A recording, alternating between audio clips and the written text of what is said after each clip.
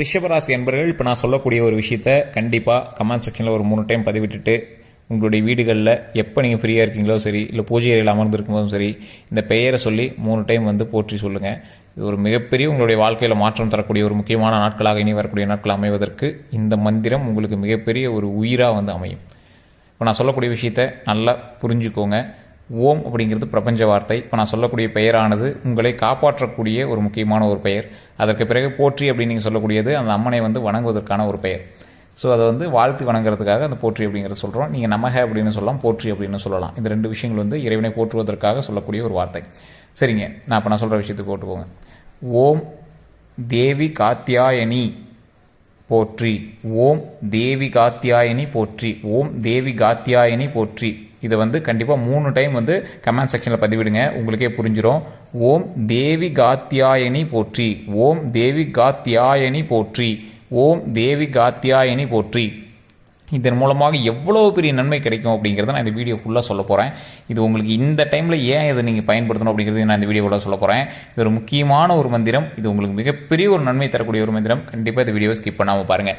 அதே மாதிரி நிறைய பேர் தனிப்படையான ஜோதிடம் பார்க்கணும் அப்படின்னு ஆசைப்பட்டிருந்தீங்க. ஸோ உங்களுக்கு கீழே ஃபோன் நம்பர் கொடுத்துருக்கேன். உங்களுக்கு எந்த விதமான பிரச்சனைகள் இருந்தாலும் சரி, இப்போ நான் கீழே கொடுத்துருக்க ஃபோன் நம்பர் ஒரு பிரபல ஜோதிடருடைய ஃபோன் நம்பர். இப்போ சமீபத்தில் வெளியான திரைப்படத்தினுடைய இசையமைப்பாளர், டைரக்டர், ஆக்டர் 3 பேருமே இவர்கிட்ட தான் ஜோதிடம் பார்க்குறாங்க. ஸோ அந்த ஆக்டர் சொல்லி ரெக்கமெண்ட் பண்ணி தான் அந்த இசையமைப்பாளரும் டைரக்டரும் ஜோதிடர்கிட்ட பார்த்தாங்க.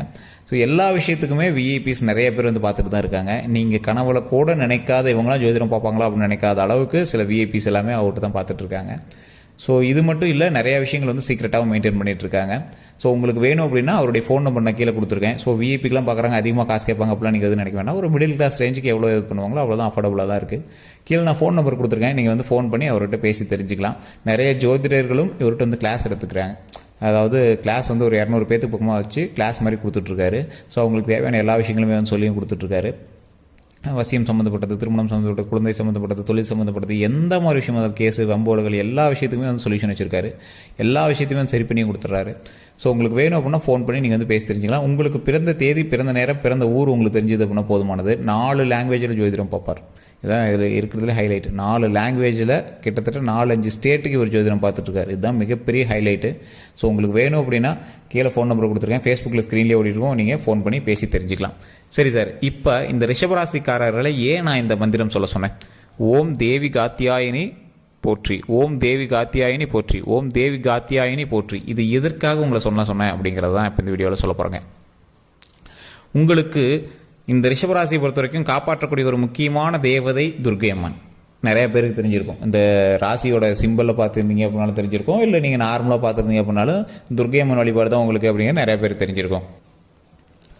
துர்க்கை அம்மன் வழிபாட்டிலேயே முக்கியமான 9 துர்க்கையை வணங்கக்கூடியது நவதுர்க்கை வழிபாடு அப்படிங்கிறது ரொம்ப ரொம்ப மிகப்பெரிய ஒரு பவர். நவதுர்க்கை வழிபாடுலாம் பண்ணவங்க மிகப்பெரிய ஒரு ஆசான்களாக இருப்பாங்க, மிகப்பெரிய குருக்கள் மட்டும்தான் அந்த நவதுர்க்கை வழிபாடு பண்ணுவாங்க. அந்தளவுக்கு பவர் பொருந்தியது தான் அந்த நவதுர்க்கை வழிபாடு. நிறைய பேர் நான் நவதுர்க்கை வழிபாடு பண்ணணும் அப்படின்னு நிறைய பேர் சொல்லியிருப்பேன். இப்போ இதில் முக்கியமாக இந்த தேவி காத்தியாயினி அப்படிங்கிறவங்க நவதுர்க்கையில் ஒருவர். ஸோ இந்த ரிஷபராசிக்காரர்களுக்கு வரக்கூடிய காலகட்டங்களில் இவங்களோட பண்பு நலன்கள் எப்படி இருக்குங்கிறது ஃபஸ்ட்டு சொல்லிடுறேன். வரக்கூடிய காலகட்டங்கள் எப்படி அமைய போகுது அப்படிங்கிறதையும் நான் அப்படியே ஒவ்வொன்றும் படிப்படியே சொல்லிகிட்டே வரேன். நீங்கள் அப்படி பாருங்கள். இந்த ரிஷபராசிக்காரர்கள் அவர்களுடைய வாழ்க்கையில் நிறைய துன்பங்களையும் துரோகங்களையும் சந்தித்த ராசி. தாய் தந்தையரே ஒரு 2 குழந்தைங்க இருக்குது அப்படின்னா அதில் 1 ரிஷபராசி இருக்குது அப்படின்னா இவங்களை கொஞ்சம் பார்ஷியலாக தான் பார்ப்பாங்க. பெருசாக ஒன்றும் ஃபீட்பேக் கொடுத்துருக்க மாட்டாங்க. உங்களுக்கே அது மைண்டில் தோணியிருக்கும்.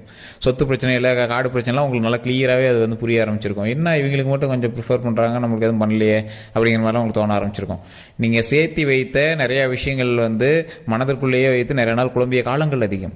திருமணத்திற்காக, குழந்தைகளுக்காக, உங்களுடைய குடும்பத்திற்காக நீங்கள் வருந்திய காலங்கள் அதிகம். உங்களுடைய வாழ்க்கையில் நீங்கள் சந்தித்த துரோகங்கள் தான் அதிகம். நீங்கள் அதிகமாக மகிழ்ச்சியாக இருந்த காலங்களை விட நீங்கள் அதிகமாக துரோகங்களை தான் அதிகமாக சந்திச்சிருப்பீங்க. அதனாலேயே பல மன கஷ்டங்களையும் மனக்குழப்பங்களையும் நீங்கள் சந்தித்து அதிலேருந்து எப்படா வெளியே வருதுலாம் நீங்கள் காத்துட்டு இருப்பீங்க. மகிழ்ச்சியான வாழ்க்கை எப்போ கிடைக்கும்? ஏன் இப்படியே போயிட்டுருக்கு லைஃப்? மகிழ்ச்சியான வாழ்க்கை எனக்கு வேணும், சந்தோஷமாக ஜாலியாக இருக்கணும், அந்த மாதிரி வாழ்க்கை வேணும் அப்படின்னு தான் நிறைய பேர் எதிர்பார்த்துட்ருப்போம்.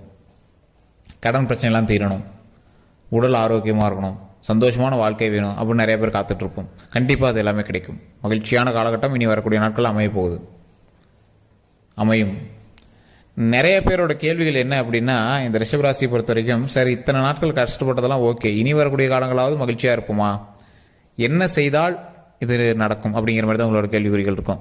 அது இல்லாமல் இந்த ரிஷபராசிக்காரர்கள் தற்போதைய நன்மையில் ஒரு விஷயத்துக்காக காத்துட்டு இருப்பீங்க, ஒரு கொஸ்டின் மார்க் போட்டு காத்துட்டு இருப்பீங்க. இந்த விஷயம் நடக்குமா, இந்த விஷயம் செய்ய முடியுமா அப்படின்னு நீங்கள் வந்து காத்துட்டு இருப்பீங்க. அந்த விஷயங்கள் இனி வரக்கூடிய காலகட்டங்களில் ஆப்டாக உங்களுக்கு வந்து பொருந்தி நடக்க வாய்ப்பு அதிகமாகவே இருக்குதுங்க.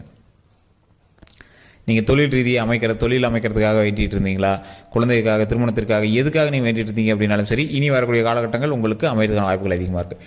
நீங்கள் கவனமாக இருக்க வேண்டிய சில விஷயங்களும் இருக்குது. இப்போ நான் சொல்லக்கூடிய அந்த நவதுர்க்கை வழிபாடு சொன்ன பார்த்தீங்களா, அது நீங்கள் கவனமாக இருக்கிறதுக்கும் நான் சொல்லக்கூடிய மந்திரம் வந்து உங்களுக்கு பொருந்தும்.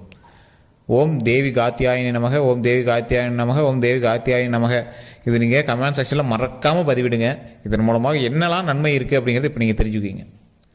முன்னாடியே சொல்லியிருந்தான், நீங்கள் எதிர்பார்த்து காத்துக்கிட்டு இருந்த விஷயம் எதுவாக இருந்தாலும் சரி, அது நடப்பதற்கு உங்களுக்கு சில தடைகள் தான் இத்தனை நாள் உங்களை வந்து தடை பண்ணிட்டு இருந்துச்சு. இது உண்மை அப்படின்னா மறக்காம கமெண்ட் செக்ஷன் பதிவிடுங்க. சார் எல்லாமே இருந்துச்சு சார், ஆனால் அதை நடத்த முடியல சார், என்னன்னே தெரியல சார். பணம் இருந்துச்சு ஆனால் வீடு கட்ட முடியாமல் இருந்துச்சு சார். கடன் வாங்கி கூட கட்டலாம் நினச்சா ஆனால் அதை ஸ்டார்ட் பண்ண முடியல சார் அப்படின்னு நிறைய பேர் இருந்திருப்பீங்க. தொழில் ஆரம்பிக்கணும் மனசுக்குள்ளேயே புழுங்கிட்டு இருந்திருப்பீங்க. இந்த தொழில் ஆரம்பிக்கணும் சார், நான் ரொம்ப நாளாக பார்த்துட்டு சார், அது சீக்கிரம் அமைய மாட்டேன் சார் அப்படின்னு இருந்திருப்பீங்க. இனி வரக்கூடிய காலகட்டங்கள் அந்த தடைகளை நிவர்த்தி செய்வதற்கு தட்சிணாமூர்த்தி வழிபாடும் இந்த துர்க்கை அம்மன் வழிபாடும் தான் உங்களை வந்து காப்பாற்ற போதும். ஓம் தேவி காத்தியாய நமக, ஓம் தேவி காத்தியாய நமக, ஓம் தேவி காத்தியாய நமக. இது எதுக்கு? உங்களுடைய பிரச்சனைகளை சரி பண்ணுவதற்கு.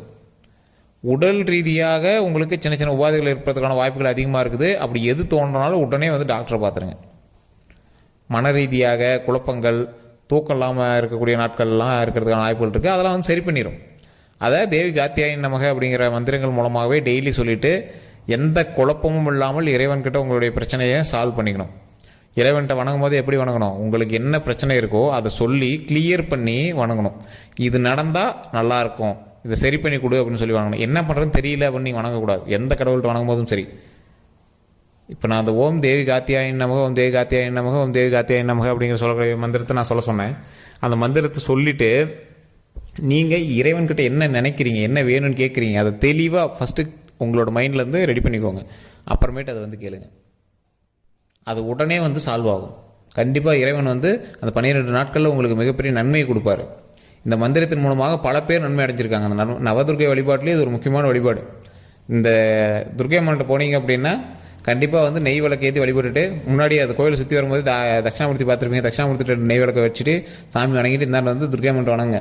துர்க்கை அம்மன்ட்ட வணங்கிட்டு உங்களுடைய பிரச்சனைகள் எதுவாக இருந்தாலும் ஷார்ட் அண்ட் ஸ்வீட்டாக நீட்டாக சொல்லுங்கள். இது வந்து உங்களுக்கு நடக்கணும்.